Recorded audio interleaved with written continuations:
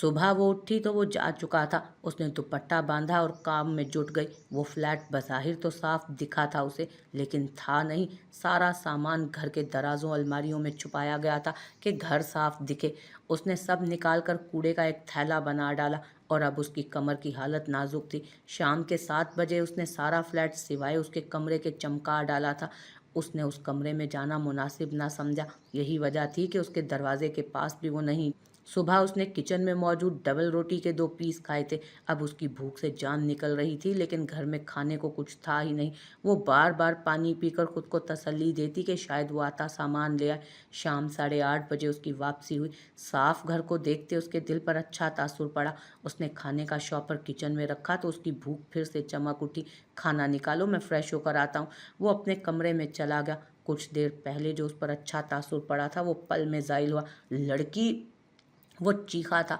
वो जो सामान निकाल रही थी चौंकी और उसकी तरफ गई। मेरा कमरा किसने साफ करना था? वो घुर्राया। वो मुझे लगा आपको बुरा लगे। किस चीज़ का? उसने बेजारी से उसकी शक्ल देखी जो दुपट्टे में लिपटी थी। आपकी पर्सनल चीज़ों को हाथ लगाने से, इसलिए नहीं किया। वो उसकी आवाज़ से ही डर गई थी, लेकिन हिम्मत करते बोली, घर की मुलाजमाओं को इजाज़त होती है तो तुम भी कर सकती हो। कल मुझे ये साफ मिले। उसने पल में उसे उसकी औकात याद दिलाई और उसके मुंह पे दरवाज़ा बंद किया। उसका दिल पल के लिए दुखा, लेकिन फिर उसने गहरी सांस भरी कि यही जिंदगी थी अब उसकी।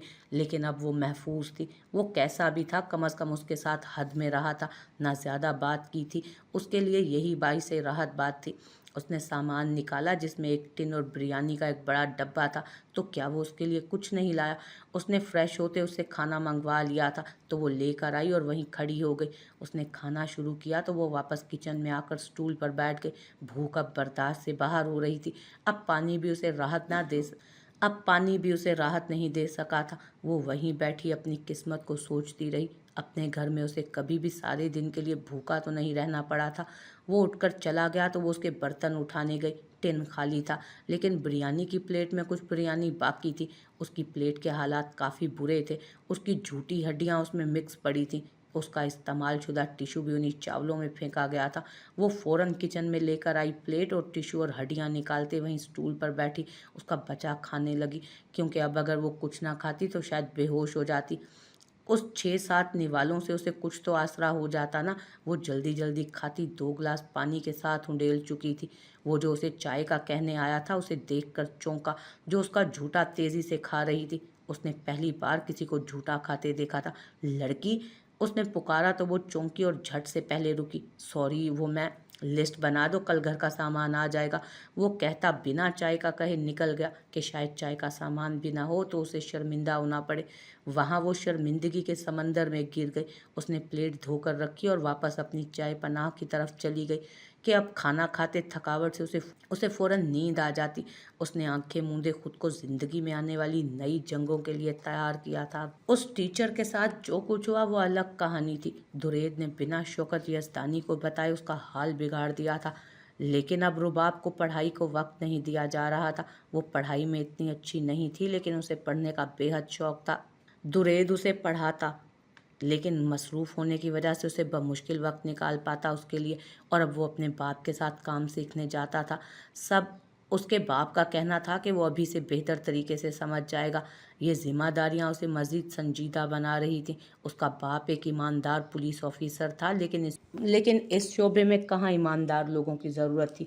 कुछ वजूहात की बिना पर उन्होंने ये शोबा छोड़ दिया और अपने बाप का बचा बिजनेस संभाला और उसे आगे बढ़ाया। लेकिन दुरेद उसी शोबे में जाना चाहता था, लेकिन शौकत यज़दानी को यह मंजूर ना था। उनका कहना था कि उनकी तरह वो भी नहीं टिक पाएगा।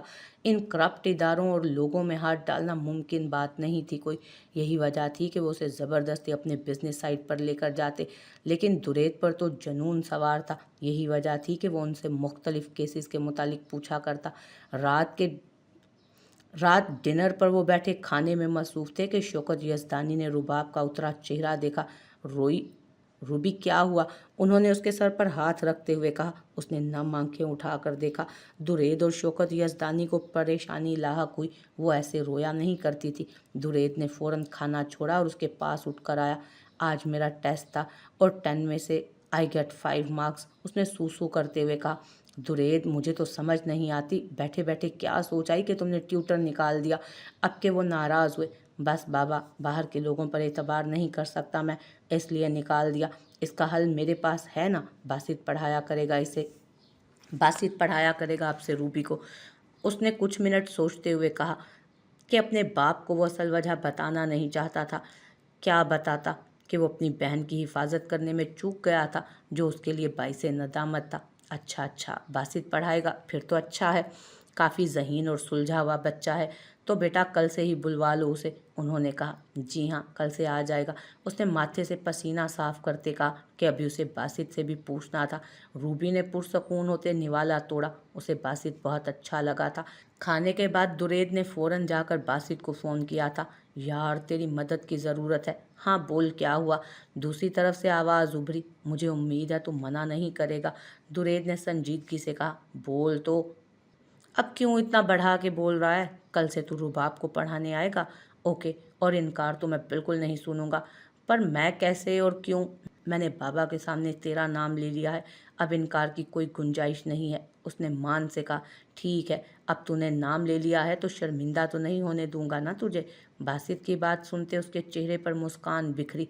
और शुक्रिया शुक्रिया जैसा लफ्ज़ नहीं सुनता मैं। मेरे आने पर बिरयानी तैयार करवा ले बस। बासित को बिरयानी काफ़ी पसंद थी।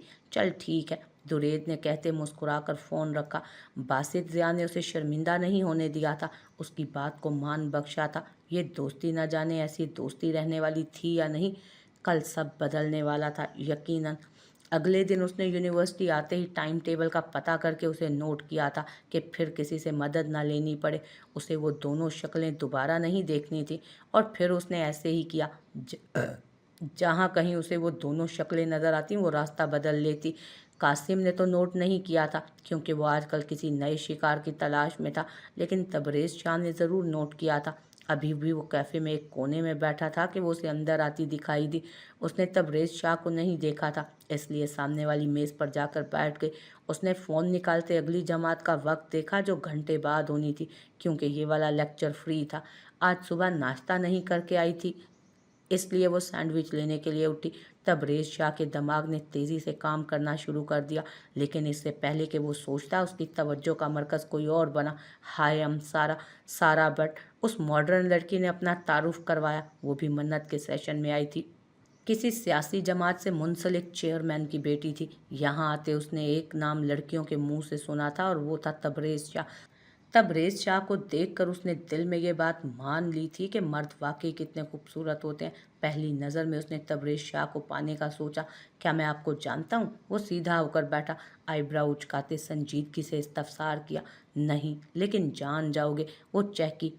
मान जाएंगे, तमीज़ से। तू तरा करके ना मैं बात करता हूँ और ना ही करवाना किसी से पसंद करवाता हूँ अपने बारे में, उसने कहते एक नज़र सामने डाली जहाँ वो लाइन में खड़ी चश्मा ठीक कर रही थी।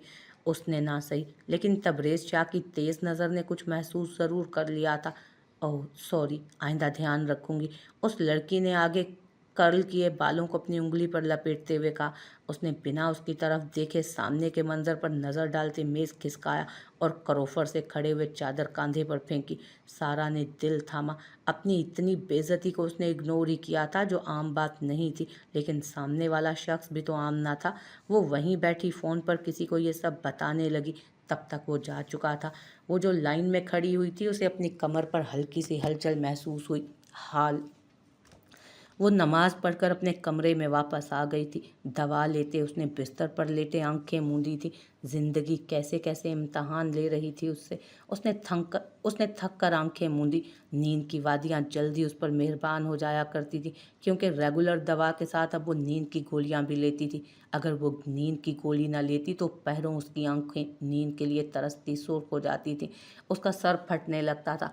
आज भी उसने ऐसा ही किया था, लेकिन रात के 1:30 बजे उसकी तबीयत अचानक से बिगड़ी। उसे ठंडे पसीने आने लगे थे। उसने आंखें खोली तो अंधेरे को पाया, क्योंकि वो अंधेरा करके सोने की आदी थी। लेकिन ऐन उस वक्त उसे यह अंधेरा कब्र का अंधेरा लगा। आम इंसान की तरह उसे भी मौत से डर लगा था। उसने गहरी सांसें लेते खुद को नॉर्मल करना चाहा, लेकिन उसका सांस फूल रहा था।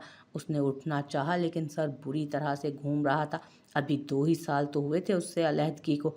अपना दर्दनाक माज़ी याद करते उसकी आंखों से आंसू गिरे थे। उसने मन्नत को आवाज़ देना चाही, लेकिन उसकी ज़ुबान हिलने से इनकारी थी। उसे लगा वो आज बेमौत मर जाएगी। उसने तकिए को ज़ोर से मुट्ठियों में भींचा। या रब्बुल आलमीन, मैं मरना नहीं चाहती अभी। उसके लब हिले। दूर बैठा वो शख्स जो उसके पल पल की खबर रखता था, इस बार चूक गया था। वो लैपटॉप पर तेज़ी से उंगलियां चला रहा था। काम मुकम्मल होते ही उसने घड़ी पर वक्त देखा जो 2:45 बजा रही थी। उसने अपने आप को ज़िंदगी में बहुत मसरूफ़ कर लिया था। कोई भी तो नहीं था उसके पास। ये महल जैसा घर जिसमें चंद एक मुलाजिम थे। बाप साल पहले उसकी हरकत को जानते मनो मट्टी तले जा सोया था।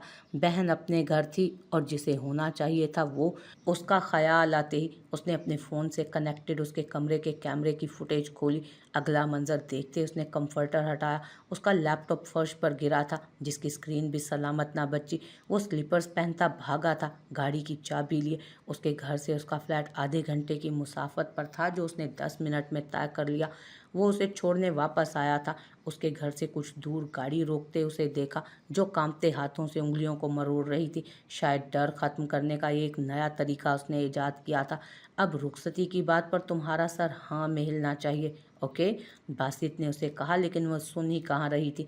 बासित ने अपनी बात को नज़रअंदाज करते हुए देख उसका चेहरा झटके से अपनी तरफ घुमाया कि वो उसके मुंह से कराह निकल कर रह गई।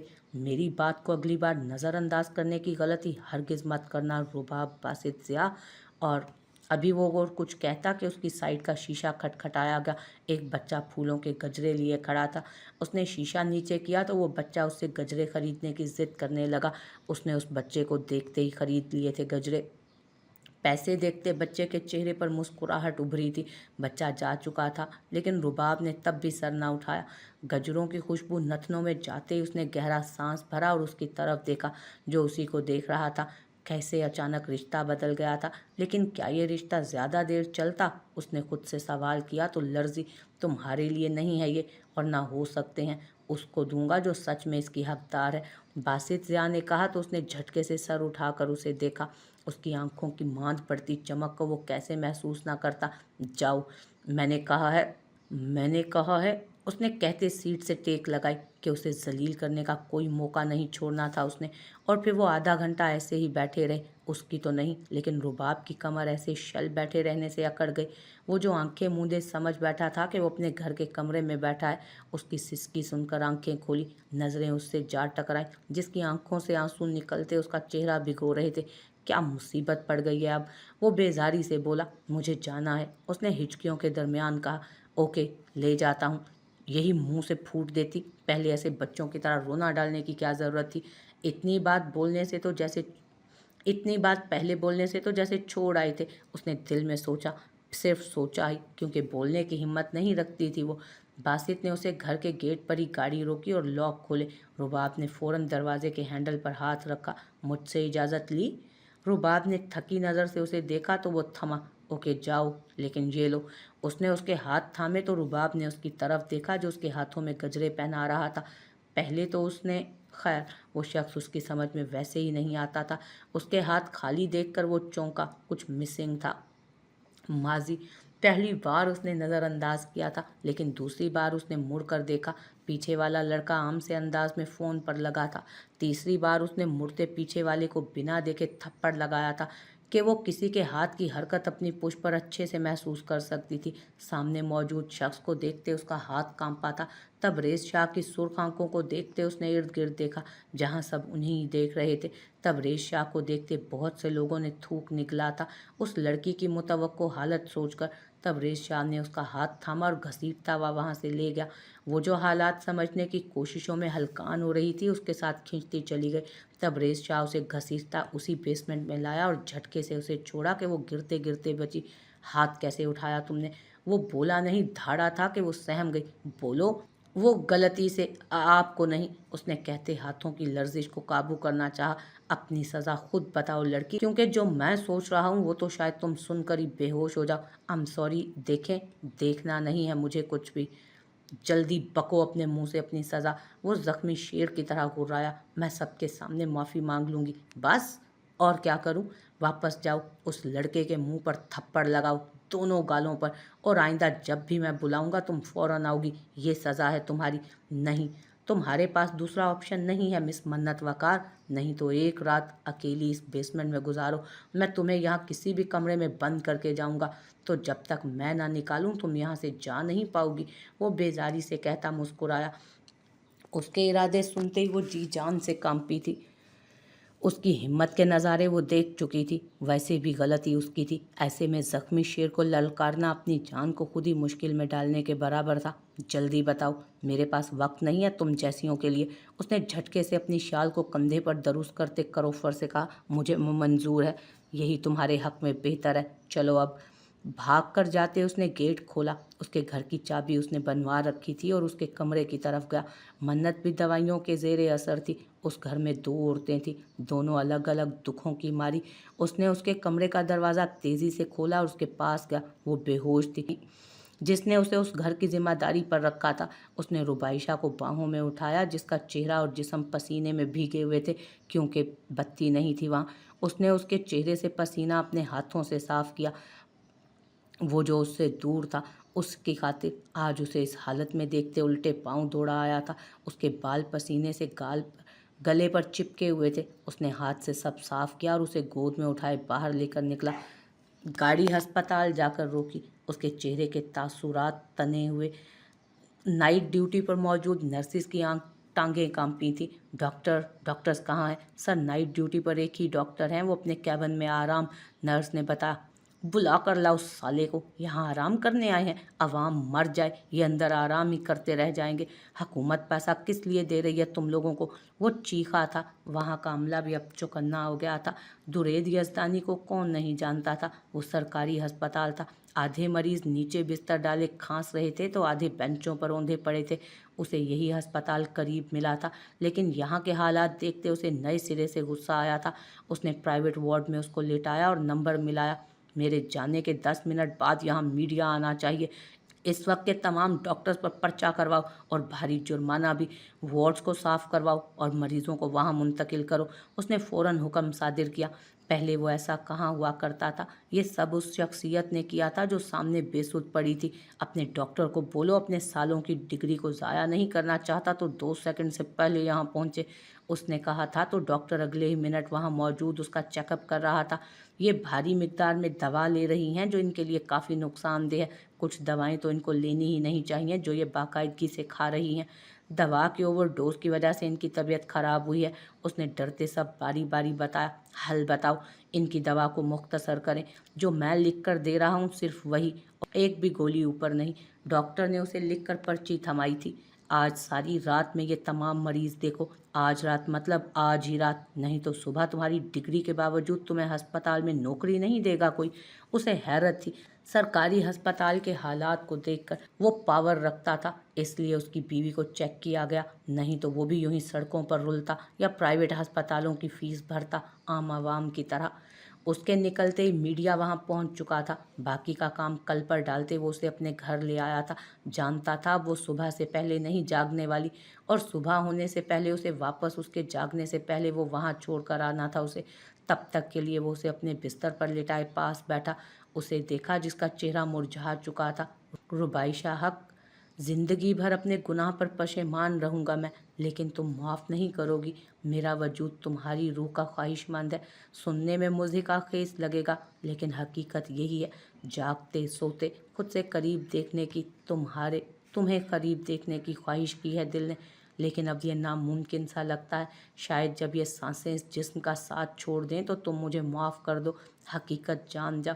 वो उसके पास बैठा, बाल उसकी गर्दन से हटाते जो पसीने से चिपके हुए थे, हाथ से साफ करते, गहरा सांस भरते हुए बोला। उसके कदमों के पास बैठते वो उसके पाँव पर निशान देखने लगा जो अभी परसों कांच टूटने की वजह से हल्का सा लगा था। बैंडेज लगाते उसने उसके पाँव को सहलाया। बिना कपड़े तब्दील किए वो उसके साथ ही लेट गया था। दिल हमक रहा था उसकी तरफ, लेकिन दिल पर बंधे सभी पहरे हटाते उसने उसका रुख खुद की तरफ मोड़ा और खुद के हिसार में लिया। ऐसा करते उसके दिल की धड़कन की रफ्तार दुगनी हुई थी। आज पहली बार उसे खुद के करीब किया था। उसकी आंखें हल्की नम हुई। वो रोना नहीं चाहता था।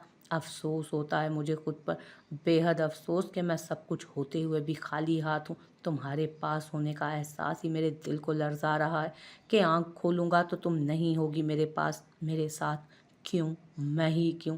मेरी ज़िंदगी की आखिरी ख्वाहिश है तुम्हारा साथ, रुबाइशा दुरेजी यज़दानी। आखिरी ख्वाहिश, उसने कहते हुए उसके सर पर बोसा दिया। उस एक बोसे में क्या कुछ ना था। मोहब्बत, तलब, शिद्दत, तश्नगी, खौफ, शर्मिंदगी, डर, पछतावा। तुम्हें करीब से देखने की शिद्दत रोज़ बढ़ती जा रही थी। और देखो आज तुम पास हो तो मेरा दिल मेरे काबू में नहीं। उसने कहते ही उसका चेहरा अपने हाथों के प्याले में थामा था। रबी, उसने कहते उसे पुकारा। एक आंसू आंख से गिरा था। है मेरे रब, तू कहता है ना अपनी औकात देखकर नहीं, तेरी हैसियत देखकर मांगू, तो आज मैं तुझसे रुबाइशा हक को मांगता हूँ। उसने कहते ही उसे खुद से लगाया और उस पर हिसार तंग किया। जैसे उसने उसे छोड़ा तो वो दूर हो जाएगी फिर से। दुआ तो कभी भी रद्द नहीं होती, लेकिन उस पर कुन की मोहर कब लगेगी ये तो रब्बुल आलमीन के सिवा कौन जान सकता है भला।